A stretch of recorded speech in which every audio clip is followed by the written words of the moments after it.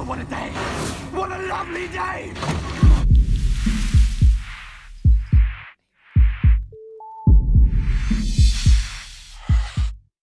Welcome to Flat Earth Debate. I'm your host, Nathan Oakley, and if you're new to this channel, or you have not done so already, be sure to subscribe and hit the bell notification icon to keep up to date with the Flat Earth Debate. If you would like to support this channel, there is a super chat that runs alongside each of these shows while they're live, and a link in the info box below the video once it's rendered. But most importantly, if you would like to join the panel, simply mute the page you are currently watching, then click the link in the info box below this video to join the discussion and express your views on the shape of the Earth. If you do join, please don't swear. If you do, you'll be ejected, and if you are, please don't try to rejoin the stream using sock accounts. You'll be warmly welcome back on the next stream. Please also share the show. Sharing the show increases the live audience, of course, but this in turn increases the chances of a more diverse panel. So please share the show. And one last time, if you are new to the channel or you have not done so already, be sure to subscribe and hit the bell notification icon to keep up to date with the Flat Earth Debate. Now we are joined by A Plain Truth, Nummy, no we're not, Mark, Arwin, and Sleeping Warrior. How are you all doing? Good afternoon. Yeah, Good we're all afternoon. good, thank you. I think I understand the addiction to heroin, because when your show wasn't on, I was very, very upset. We're having slight withdrawal symptoms from Flat Earth Debate. Yes. That's good to know. Now we're getting worried. It's like, wow, you're not on the usual time. Is like something wrong? Me? Nah, just kids. Usual.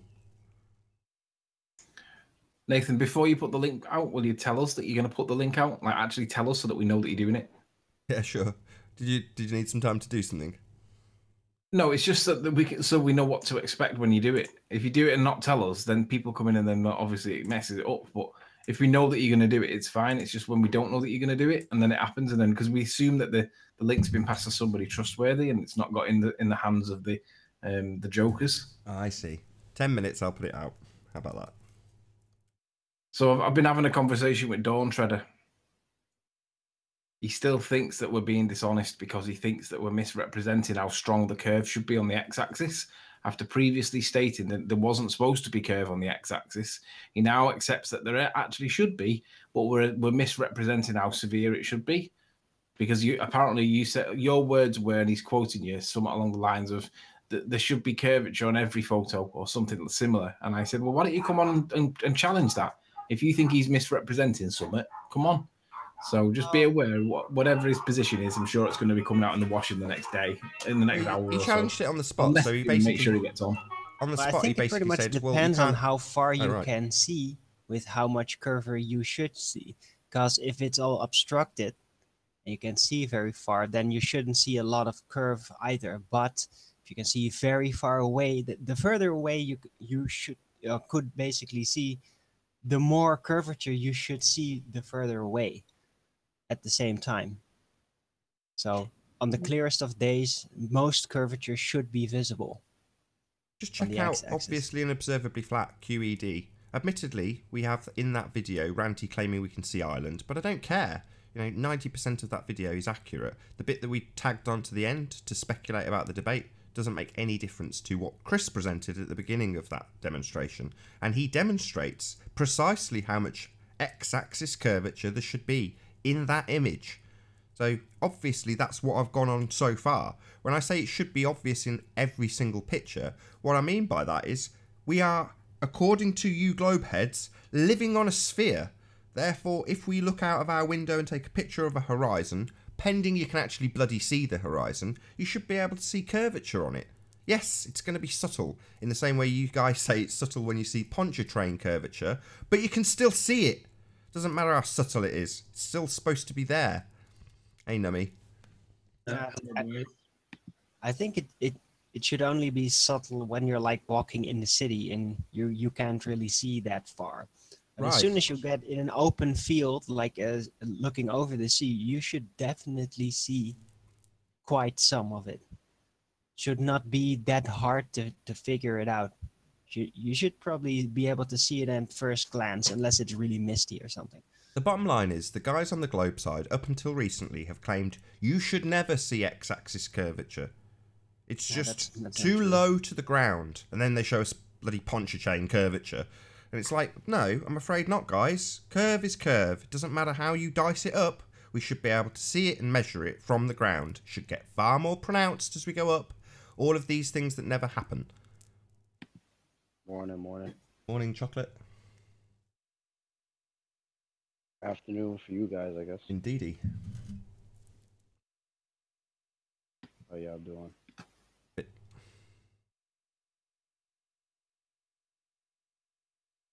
You say something again, chocolate? No, I just said how you guys doing. Doing well. No grumbles. Same stuff, different day. Yeah, I hear you. Being called a liar for saying we should be able to detect curvature on Earth if it's a ball. Well, you're being called liar by idiots, so I don't think it really counts much. Maybe not. Mark's been very quiet. This was originally his argument in the most recent debate. Obviously, it's not his argument, but yes, it was him that sort of put it to Tim Osman and got laughed out of town. Oh, God, what do you mean, x-axis curvature? How ridiculous. It's only when you start pointing out that Metabunk actually calculate it that people start to pay attention. Oh, well, if the holy Metabunk say it, then it must be true. The other day, you posted a reminder on our logical fallacies, and I followed it up with the Texas sharpshooter fallacy. Are you familiar with that, gentlemen? The Texas sharpshooter?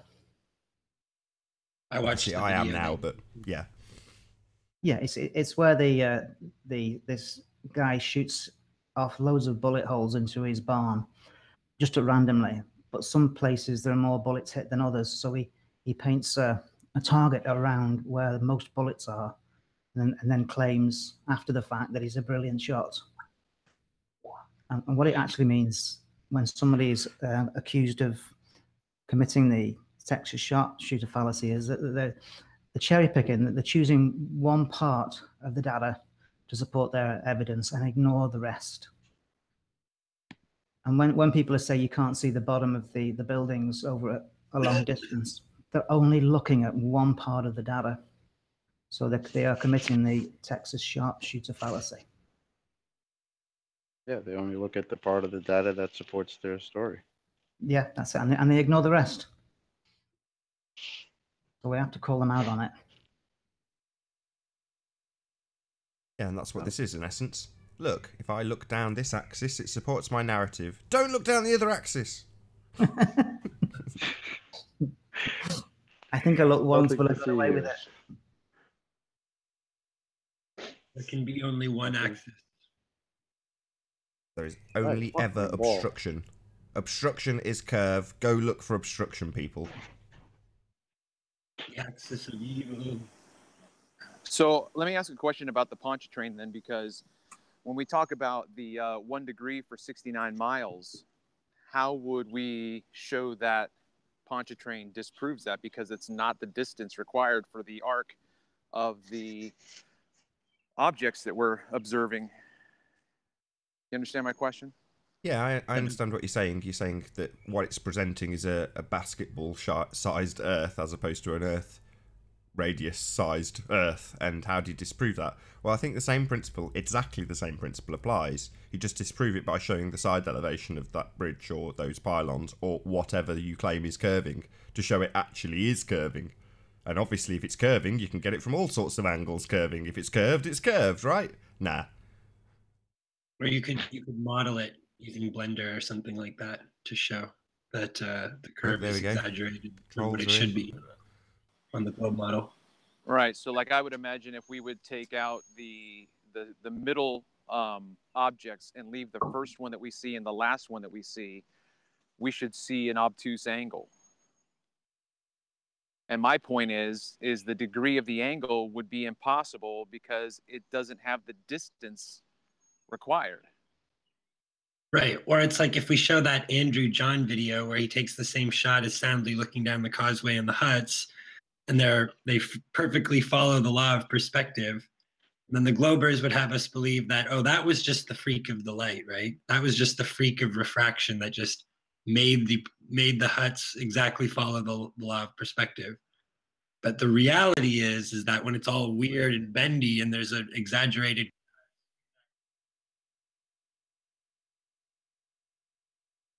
You've been Someone muted me. Yeah, sorry, not me. Yeah. How far did I get into that? You only lost 5 seconds. Pardon me? Trolls are starting. 5 seconds we missed. Not very much. Oh. Okay, I was just saying that, you know, the Globers would have us believe that in Andrew John's footage where the huts follow the exact line of perspective down the causeway, that's caused by some sort of freak refraction or some sort of unusual refraction on that day. Whereas in Soundly's footage, where it's an exaggerated curve over 5 miles, represents the reality. Even though in every single picture on public record of the causeway, the causeway follows the law of perspective in the photo. Yeah, I mirrored Phuket Word's video about exactly that. Perspective is not curvature. I just thought, great, he used one of the boat videos that Ruhif presented. I was like, this is brilliant. He just showed how perspective Yeah, that's works. from Wolf. That's from Wolfie's channel. Oh, really? Yeah, yeah, I saw that first on Wolfie's channel, and so when he put it up there, I was really happy to see that. Yeah, Nick's on fire at the minute. He's doing really well.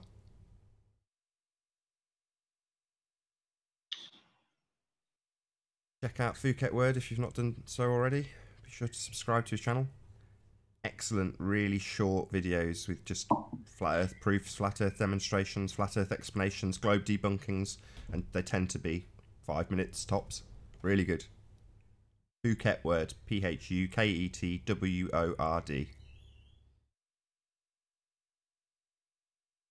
He says it Phuket.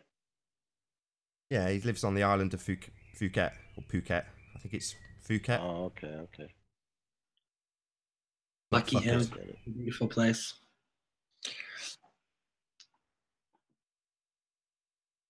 Yeah, the majority of the people around him, from what he's explained, don't live in this Western delusion that we're on a sphere. Yeah, I've been to Thailand. Pretty awesome. Country, wonderful place.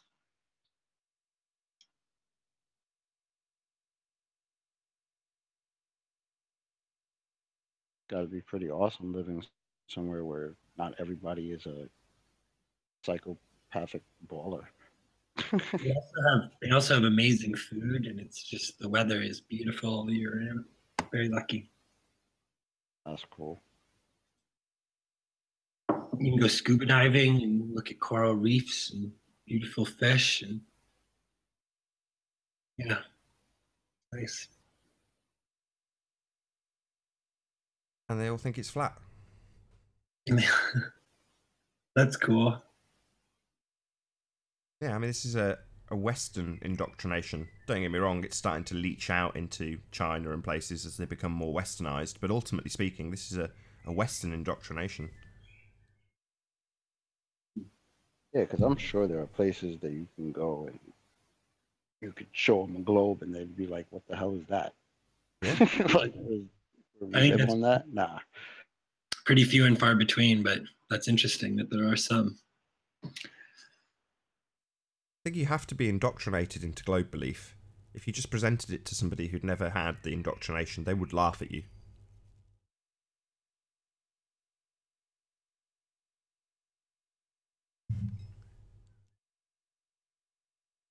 Oh, have I lost the panel? Lost the entire panel. How long in are we? 14 minutes. Ah, short interlude, people. Welcome to the show.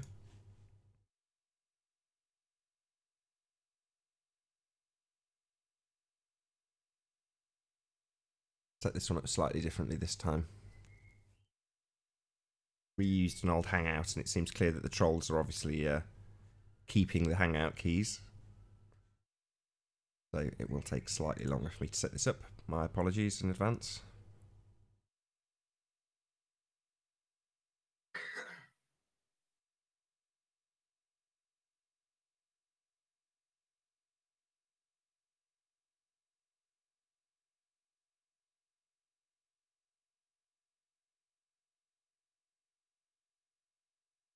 damn.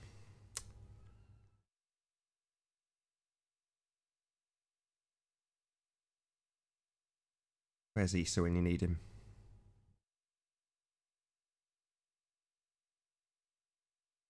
There we go.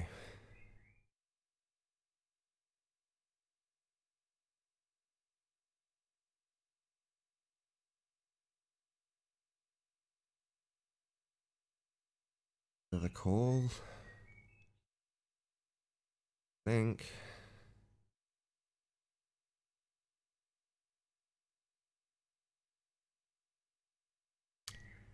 Okie dokie. Pick the link up from Skype if you would. I'll publish the link in about 10 minutes. To be clear, as I say, I didn't actually publish the last link. Still had trolls come in. Do know why. My fault.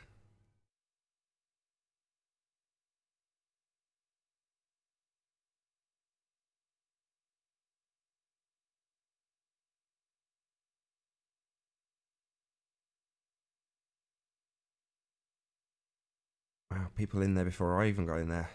That was quick. What happened? Hello again.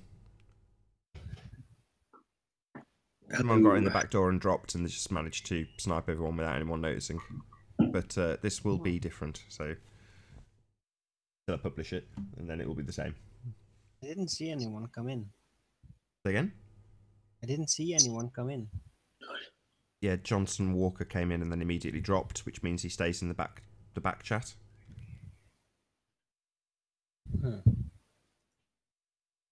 What's wrong with these guys? That's all right. It cost us 2 minutes. Bit of a pain in the ass for you guys. A little bit of a pain in the ass for me. Oh well, life goes on. No harm. They're angry that we're challenging their fundamental beliefs and doing a good job of it. They want to silence us. Yeah. Just trying to shut us down. We're going to make the world be round by just shutting us up, right? They hope that if we just shut up, the earth will start being round again. Yeah, it's not going to be round. It never was. It never will be. Even if we stop doing this show, it's not going to do a damn thing to change the shape of the earth, guys. Nope. Don't bother with all your snipery. Just let it go. Maybe the trolls think that we are actually trying to appeal to them. I mean, I enjoy the discussion, but if I didn't convert a single person, I really wouldn't care. You know, everyone's entitled to their own belief. Who cares what you believe? I believe what I believe, and I like talking about it because it's contrary to the mainstream opinion, therefore interesting viewing. But if you don't change your mind, oh well, never mind. Is there any more fascinating topic? I mean, I can't think of one very easily anyway. No, absolutely not. That's why I currently make videos on this subject, because it is fascinating. There's not a day goes by that something interesting doesn't turn up. Are we live at the moment, are we? Yeah, I didn't stop the broadcast. It's just you got sniped out of that hangout, so I just started a new one and shared the link with you. Stuck it in Skype for Anthony as well, but he doesn't seem to have come back. You've won, trolls. You've driven him away.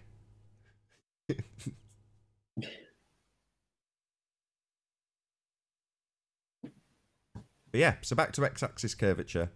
So this was, as I say, Mark's original retort to Tim Osman, and the response was standard. You can't see x-axis curvature. Well, yeah, you can. He first claimed, I don't understand what you're talking about, which was a lie, because he's been researching flat Earth for 3 years, hasn't he? Oh, so he claims. But anyway, carry on. One in the chat says, why have you only got 5,000 subscribers? 5,900 actually, but it's because I don't buy subscribers. So that's why I get decent viewings. I don't know how many people are watching now, but it tends to be the case that if you don't fake your subscribers, you do actually get a decent viewing base because they're real people that have subscribed to you, but your numbers don't grow as much as others who do buy subscribers, which I do not. 117, there you go, 117 people watching because I've got 5,000 genuine subscribers.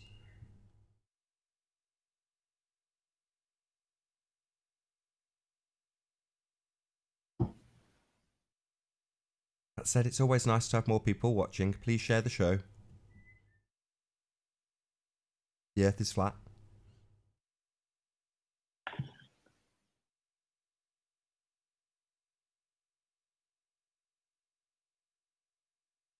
You know who Betty is? Yeah. I know who Betty is. Yes. No. Put out a challenge. I can't remember who it was she was challenging now in the comments. Oh yes, Al K. So Al K left a comment in one of the videos, and Betty basically called him out and said, "Right, I'll challenge you on that. Let's debate." So I thought I'd bring it up with you, Nummy, because recently M. Scott Veach was challenging yourself, and I think you were like fairly open to the idea. You're like, whatever, yeah, sure, fine. Yeah. Let me know when. Hopefully Al K will also do the same. Yeah, actually, I gotta check. I've been messaging with him on about arranging that. I think we're gonna do it on Issa's channel, maybe. Cool, can't wait to watch.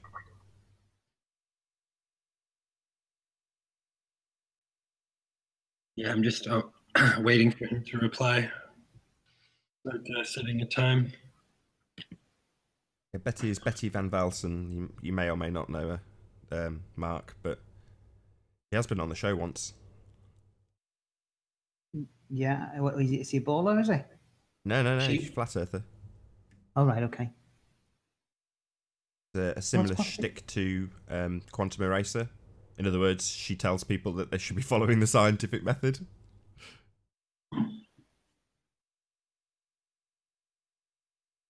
Yeah, she knows her stuff. For knowing her stuff, she was nominated for Dumb Fuck of the Year, just for being able to hold a decent conversation down or hold a decent debate down. Yeah. And so where we're going to see her? What was the conversation then? I think she's challenged Al K in the comments Right. in the same way Okay. M. Scott Veach has challenged Nummy. Hey, Sleeping Warrior, welcome back. Hola. I will say that I will say that M. Scott Beach has been quite cordial in his messages with me. Seems. Has anybody come across the Greater Sapien? No.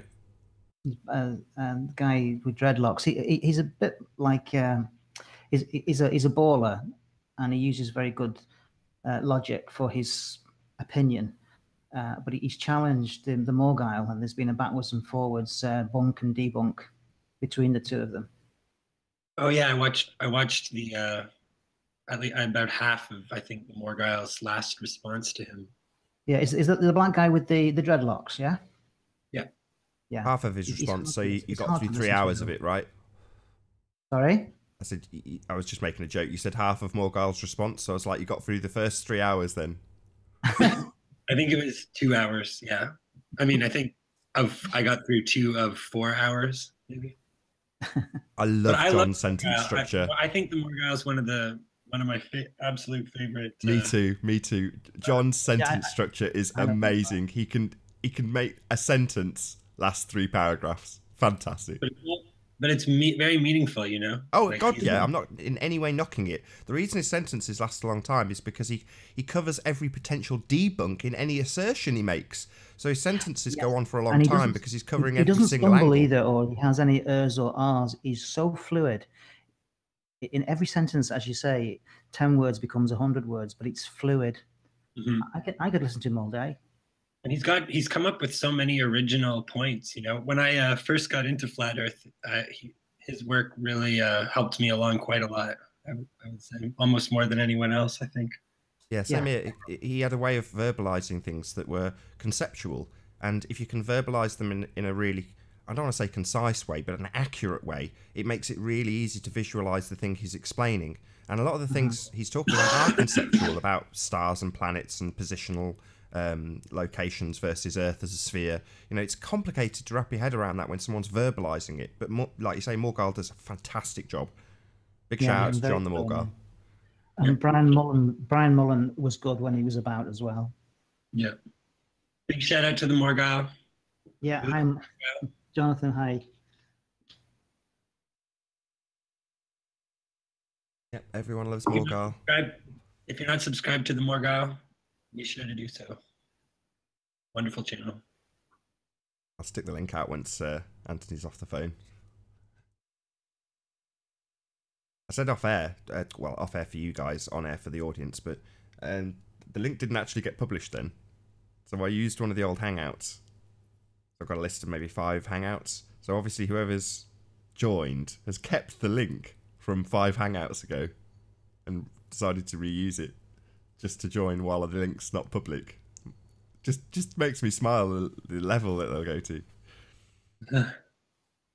Yeah, I know, they're obsessed. They're totally obsessed. At least they're And it's watching. like, it's just one of these things, like, if you're not interested in this, in determining the truth of the shape of the earth, if why are you here? What's up with these people? If they're so sure that they're right and that we're all just such idiots, like, then why are they so obsessed with derailing the conversation? I've said something similar in a few comments, which is, if you were right and science was on your side, you'd be ramming it down our throats. Yeah, you'd have defeated us long ago, right? We wouldn't be here anymore if science was on the globe side. I wouldn't be here. Yeah, me neither. I would be here ramming it down your throats. Yeah, exactly. Personally. Exactly. If something is true, then it's true, and I'm not the type of person that would involve myself in some cult just for the sake of being in some cult. I only say that because that's what Flat Earth is accused of being. Some crazy cult of people that think the Earth is flat. It's like, no. A handful of people that have figured out the obvious and observable nature of their reality, and then are faced with a religion which underpins most of Western society. That's what you come up against. That and cognitive dissonance. I got an unsolicited video sent to me by my son-in-law for pro-Globe Earth, just out of the blue. And I sent him an email back saying, so what's your point? Where do you want to go with this? And he says, well, why can you not? Why do you see the mast first before the rest of the ship? When did ships have masts? 150 years ago. He's only copied what he's heard. The fact that he said mast rather than a boat. Right. It's just totally indoctrinated.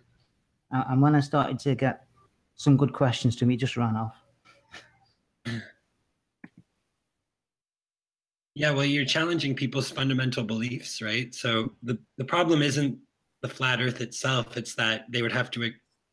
It's all the baggage that comes with it, which is basically a conspiracy. So that's what's difficult for people to process: the idea that they've been lied to their whole lives and they never noticed. It pisses people off, right? Like, they have to acknowledge that they've been fooled, and the whole thing seems quite ridiculous to them. And I think it's more about that than it is about the questions of natural science.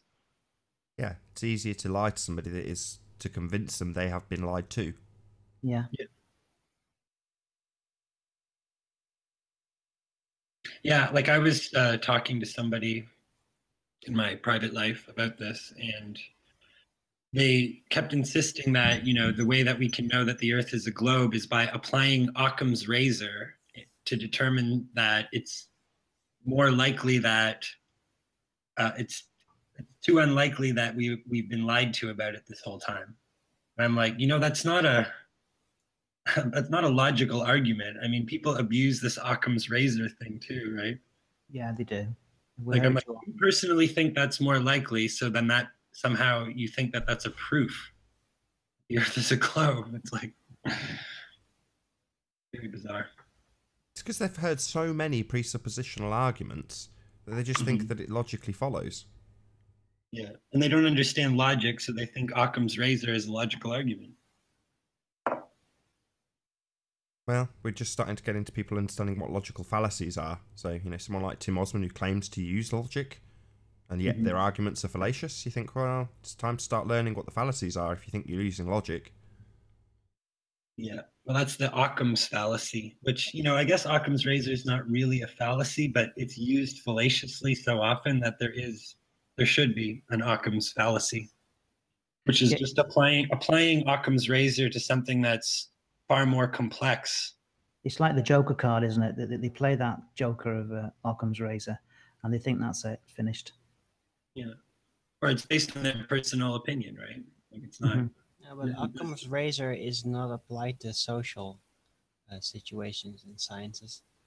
It's applied to rather physics and physical phenomena. But it doesn't apply to. It's not a logical argument, anyways. It's just a more of a rule of thumb for certain cases. But it's not a meaningful argument in any way. Actually, it doesn't really do you any good to rely on Occam's razor to determine the truth of anything. Well, let's just play about with that. We are a baller, and we're falling on the Occam's razor card. What have we got? Celestial maneuver of two celestial poles is one that they look at and say so it must. What else have they got?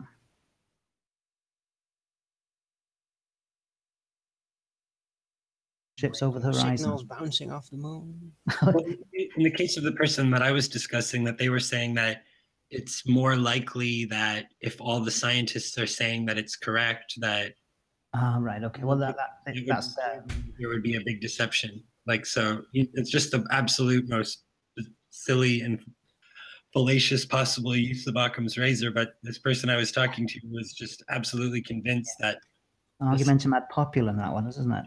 Yeah, but also with an injection of the Occam, described as an Occam's razor proof. But we're insisting that Occam's razor could actually provide proof of something. And I'm like, you don't understand Occam's razor. Yeah. Just invoking Occam's razor. But it's similar to what you were saying, where you can just tell that people have just listened to other people and are just regurgitating. Yeah, P. Mars yesterday, what was he talking about? The bouncing stuff off the moon. And his friend did it, and his friend's at amateur radio. Well, show us how, and he hadn't got anything to, he hadn't got a leg to stand on, had he? No, he was just here to troll, though. I know he's a troll. He's a nuisance. I don't think we should give him any airtime when he comes on. He's just so irritating. Don't entertain him. Irritating. His grating voice, ADD, argumentation style. Yeah, the Rumpus gives us a run for our money, but P. Mars doesn't. Yeah. Yeah, some of these guys, you know, like they come in and argue, and then as much as I disagree with them, I do learn things from arguing with them, right? It kind of forces me to dig a little deeper to find some more info or to... Yeah, that's right, yeah. The Rumpus is a deep man, he's very intelligent, but P. Mars is just pathetic. Hang on, sweetie. I mean, the Rumpus does have a horrible personality and a extremely annoying communication style, but yeah, he does put up a good fight. Sometimes not. But P. Mars has got nothing going for him. Can one of you explain begging the question, please? But P. Mars has got nothing going for him. Can one of you explain begging the question, please? It's when you you're trying to prove something, and you're trying to prove something, but one of the things that you're trying to prove is also one of the premises of the thing, is one of the premises of your logical argument. So you're trying to prove the Earth is a ball, but in order to do so, you have to assume it's a ball. You assume the Earth is a ball. Right, like Wiggles did. So you draw a circle and say if the guy's standing on the top of the circle and this guy's standing on the side of the circle and you take a measurement, then automatically you presuppose you're on a sphere before you take your measurements. So the fundamental premise of his proof is subject to a presupposition that you're already on the thing you're trying to prove. Yeah, it's a circular argument. Yeah, presuppositional argument, basically. Yeah, or a circular argument, you could also describe it as different ways. Yeah. But that's funny because he's assuming we're on a circle and he's making a circular argument. Indeed. But that Wiggles, oh man, that was so classic. I love that. I like that guy. I wish he would come on more. He's such a quaint fellow. Has anybody had any problems with Skype today? For some reason, my Skype won't update. Nathan sent the link out on Skype, but the last message I got from him was 1500. Now my phone has updated with the link, but my PC for some reason hasn't. Try restarting Skype. I've noticed that sometimes that solves that problem. Just shut it down and open it again. When it works, Skype's fantastic. When it doesn't work, it's now. Oh yeah, it's fixed it now. Restarting usually will eliminate those problems. I think it's something about the what do you call it? I can't think of the word. What do you call it? Do you know what? I've not heard that joke. since I was in high school. You guys ever see the It Crowd? It's about two IT technicians that work in the basement, and their standard answer to any phone call ever is, "Have you tried turning it off and on again?" Yeah. That's how they answer the phone. They pick up the phone. "Have you tried turning it off and on again?" Yeah. Yeah, that's like 98% of all computer issues will be solved by that, or software issues anyway. And work, so... I remember seeing that meme about Bill Gates saying that if cars had kept up to date with technology the way computers had, we'd all be driving around in 200-mile-an-hour supercars that could fly, blah, blah, blah, this, blah, blah, that.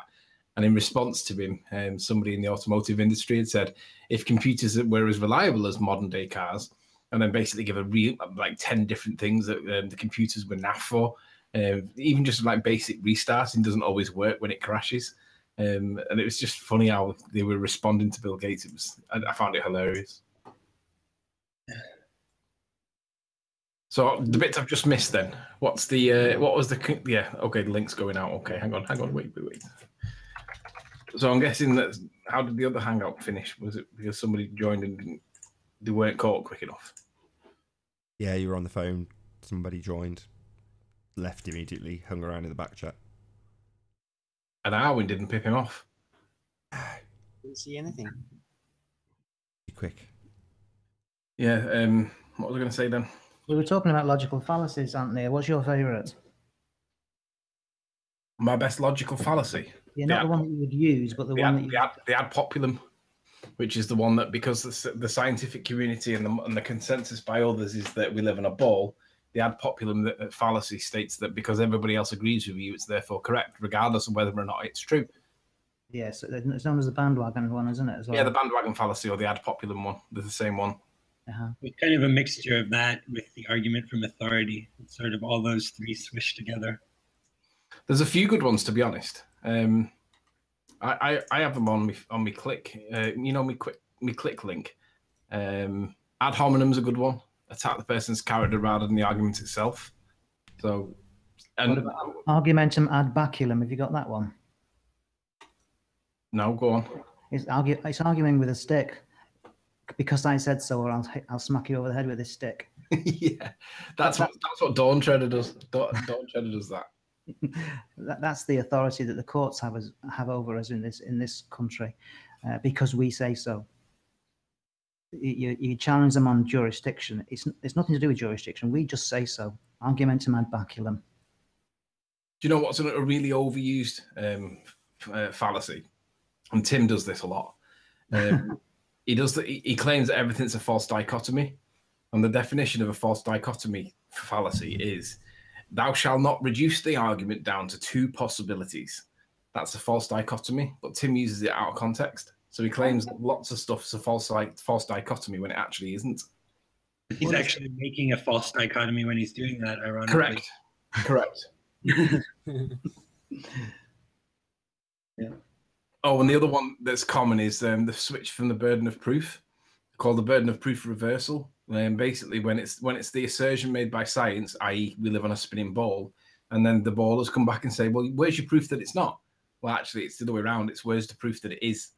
So you guys are the ones, for example, on the curvature on the x-axis.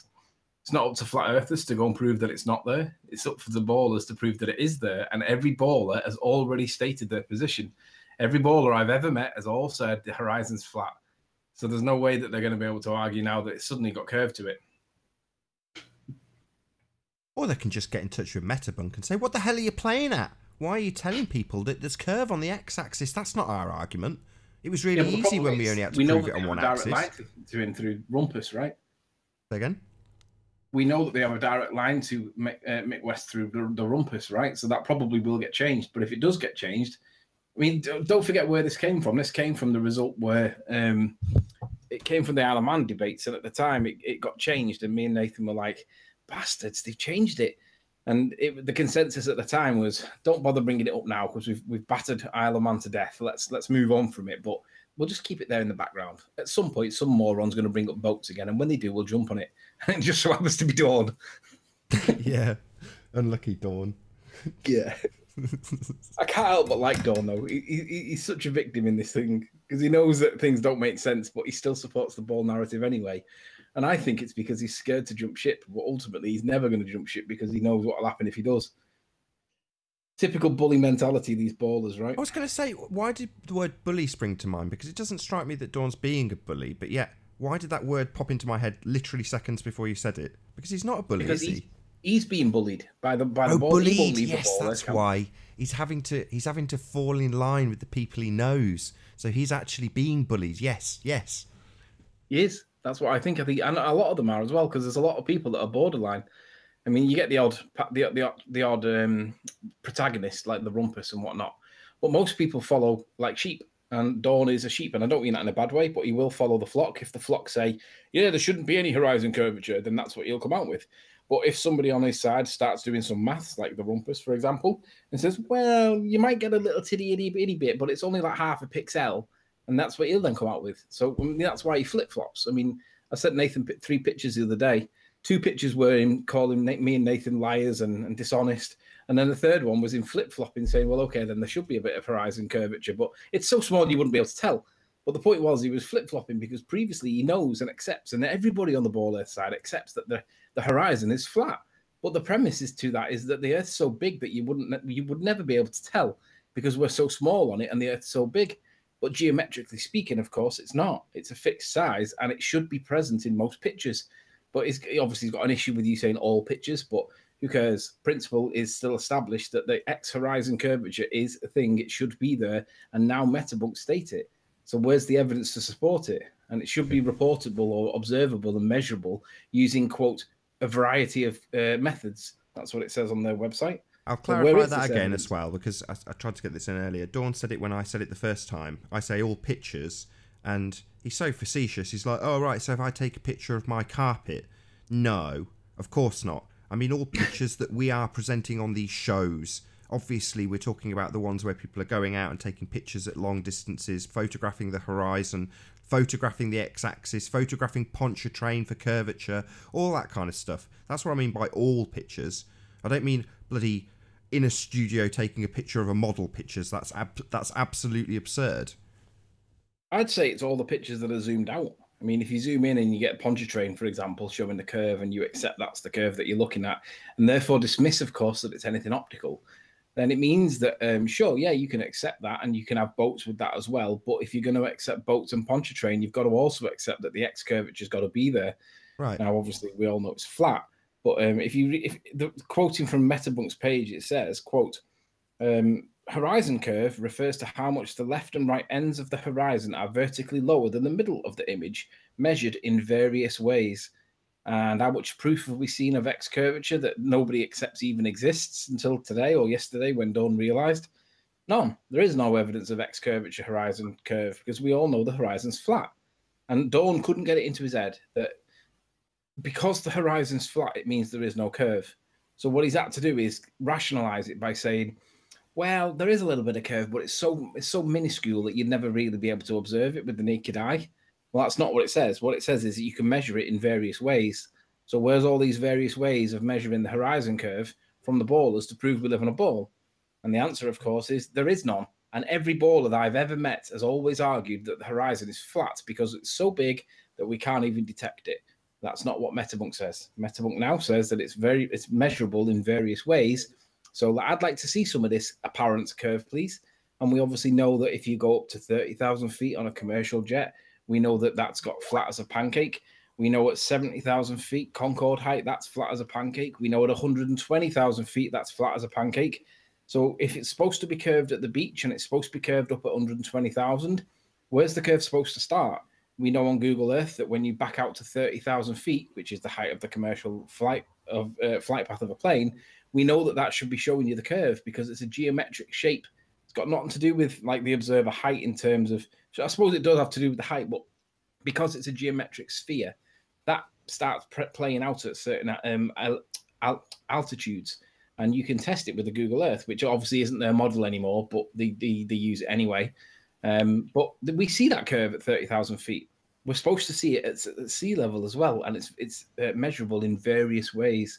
And of course, there is no evidence to support this nonsense, but it has to be there because of the geometric sphere that we're supposed to live on, that's got a given size, a given radius, a given circumference, and hey, guess what? No evidence to support it.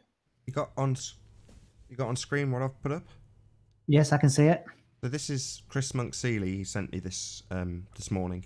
So this is an iPhone 5 from 35,000 feet. This is how the curve should appear.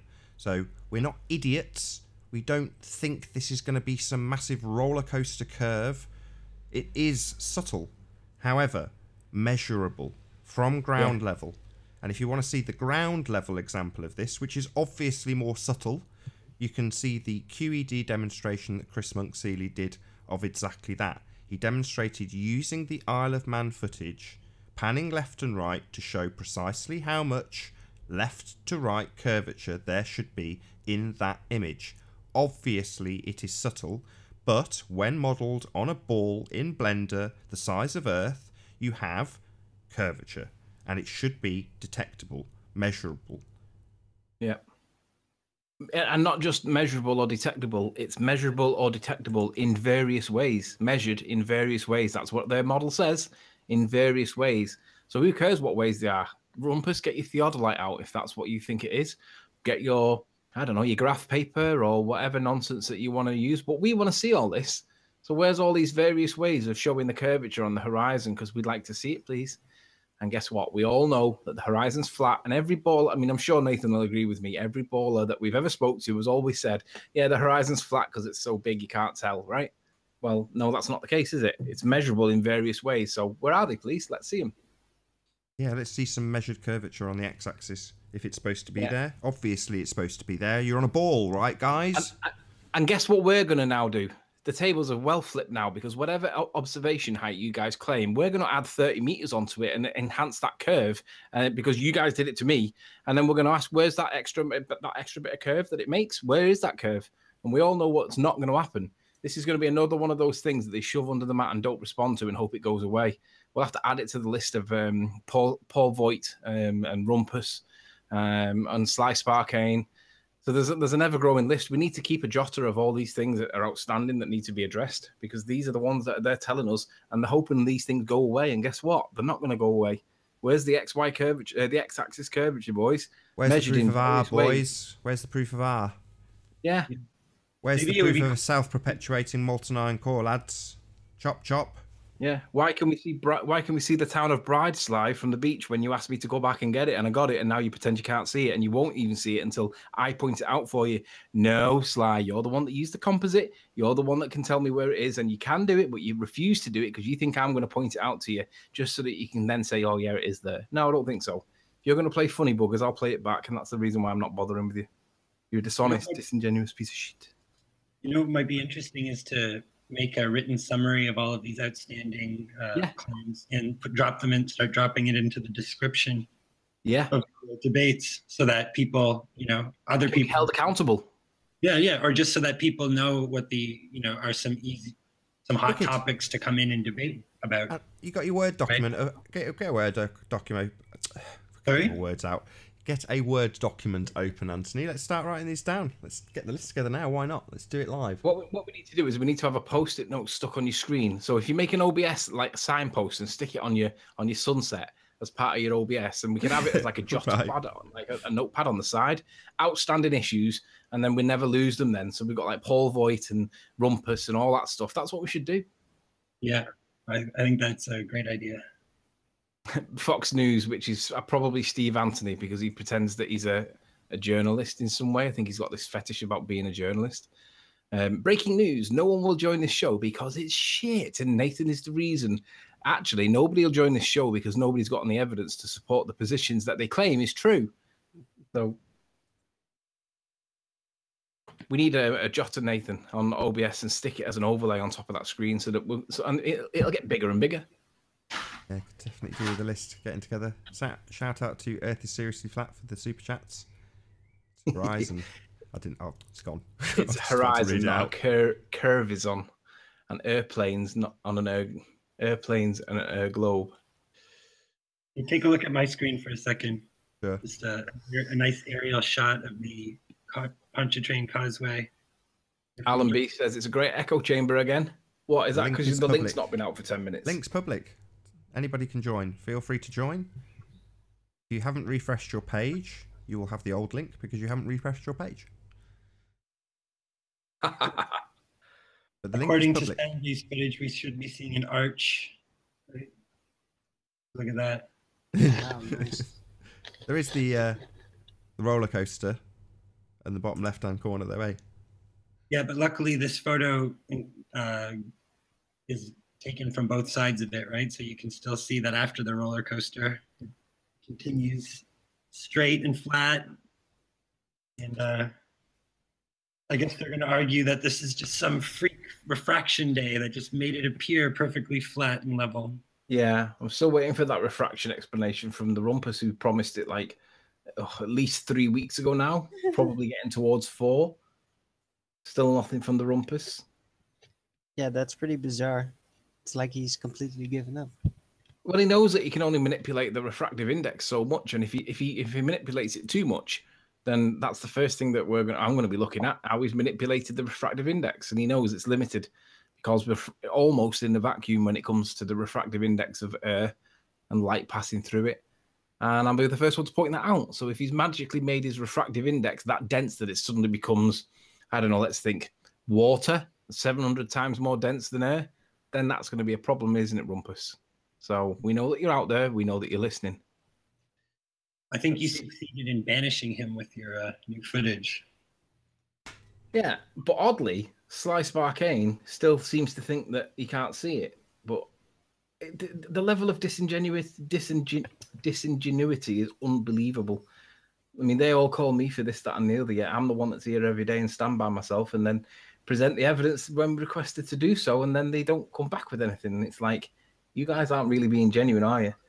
Yet you got people like Dawn that still stand by them, even though they're missing all these evidences and they're not doing what they said they should be doing and can be doing and need to be doing. The Earth we live on is supposed to be a ball, guys. Where's the evidence to prove and explain this away? Can you share my screen? Yeah. You got that, have you? Picture of Paynton Pier? Yeah. Right, okay. I took this about 3 years ago, probably before I was a flat earther. Have you seen the far right-hand corner there? You've got the mast of a yacht, but not the hull of the yacht. Can you see that? Yeah. Yeah, it's only because it's a So bit there we small. go. We've got curvature from where I was standing to that yacht. However, whenever we go across, that horizon is dead straight. So the best you can assume there is that we live on a cylinder. Yeah, that's what Arwin says. A straw. Exactly. Dead straight.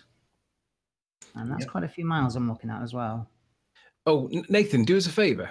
Yeah. Can you present that picture that I sent to you that was the best picture in Flat Earth ever?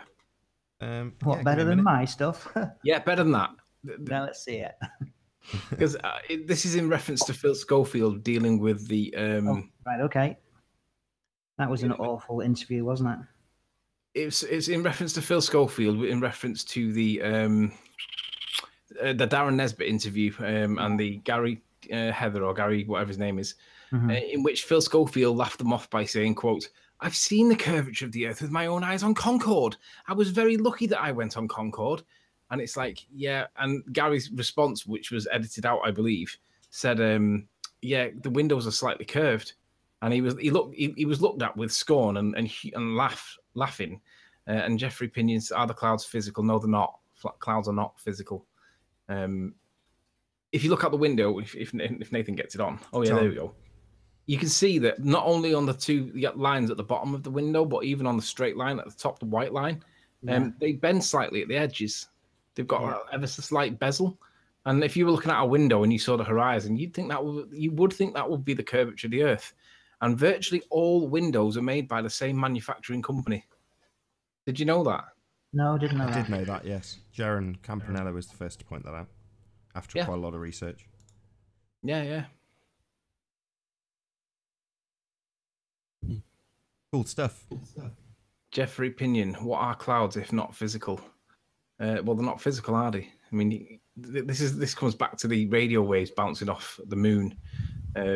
Somebody actually did the calculations for what wattage you would need to be able to get if an amateur ham radio operator was able to successfully bounce a signal off the moon, it was something like 16 trillion watts would be necessary. That's the power that would be needed to be able to bounce a signal off the moon.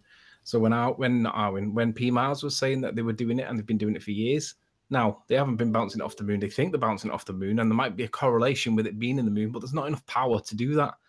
Aside from the fact that the Earth and the Moon have changed position in the time that he sent the signal, and for it to come back to Earth, he's not going to receive the signal because it's not in the same place anymore on their model. It's physically moved. So, by the way, the Plain Truth and Chocolate Saying are saying that the link in the Hangout, and I refreshed it, is not the right link. They were both kicked though from the last show. It may be something to do with that. It might be that they have to wait till tomorrow because they were kicked. But I've just double checked and reposted the link, and as far as I can tell, everything's hunky-dory. It's weird because I'm now currently joining their Hangout. It's just another group. So it's not the same link.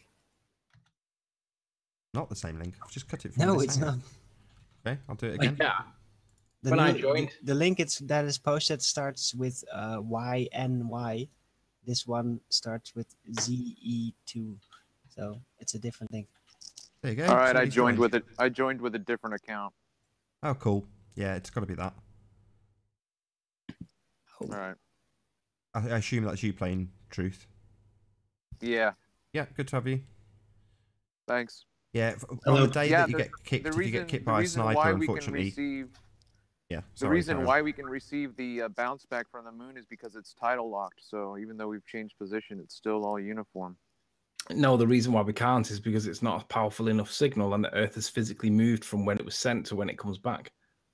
No, but I'm just saying we could still use the argument for being tidal locked. It's just all uniform. It's just, it doesn't matter what you say because that could still be just as viable an excuse. It's tidal locked. According to the site that Alan B linked to yesterday, you can't basically send a signal and receive it back just with a normal ham radio without the actual amplifier that is supposed to be installed on the moon. So, but still, yeah, I don't know. Is it really, does it really work like that? I'm pretty curious to try and test it out myself, because who knows? Maybe there is something that somehow is bouncing radio signals back when you point it at the moon and not when you point it beside the moon. I don't know. Try it. Good luck with that. Hello, Alan. I have to have the equipment for it, but yeah, I am kind of curious to see if it is just a completely made-up story, or if there is some weird phenomena that causes that to occur. You might be able to find a ham radio operator in your area if you put your mind to it, who would indulge you in an attempt. But other than that, you'd have to get a ham radio license and get the equipment and actually learn how to use it and all that. And it's quite a lot of effort to for something that is in all likelihood going to leave you empty-handed in the end. Maybe I can borrow or. But you need to. I don't know. It's an art, right? The ham radio, and you actually have to have a license to operate a ham radio. So you'd have to find somebody who knows how to do it and has a license. I think by the definition of a ham radio, though, those people don't have friends. Yes, I've known a few ham radio operators, and I probably agree with you on that one, Alan. Yeah, but interestingly, Arwin, bouncing signals off the moon. Can you guys hear me? We can hear you. How much do you think the Earth moves in 2 seconds? 2 seconds to get in relation to quarter of a million miles. No, it's about 70 to 80 kilometers. It's not just the movement; it's the rotation that changes too. The angle's not right either. But the signal has to go 500,000 miles, doesn't it, there and back? Yeah. Yeah. So if we're going 66,600 miles an hour in the orbital path, then after 2.4 seconds, I think it's something like 70 to 80 kilometers. I'm telling you that the idea is that it's not moving at all, which makes it feasible that it can come back and be at the same spot. So Yeah. it's assuming that we're on a motionless Yeah. plane. Same as the laser I test. don't know. Radio is not just it's not like a laser. It's basically a wave that's going in all directions, and then it bounces back in any way it can. Yeah. There may be a lot of delay. There's a power issue, of course, but yeah, Yeah, with it a radio- doesn't seem very likely. Let's just put it like that. But I'm still curious if this argument is supposedly out there. I'd love to somehow test it myself. Just see if it's complete nonsense or if there is actually something to it. It Well, wouldn't the automatically mean that the moon is a globe out there and then reflecting it back, but maybe there may be something that's radio- causing a radio wave to bounce back somehow. Who radio knows? signals are subject to diffuse reflection, right? So I don't even know how you could say with any certainty where the radio signal bounced back from. Yeah, Because that was my original argument. You don't really know, so I'd love to test. You can somehow test it though if you can kind of aim it to besides the moon. And I don't think you can directly to the moon. I just want to see if there is something to it, just as a But- folklore thing, I guess.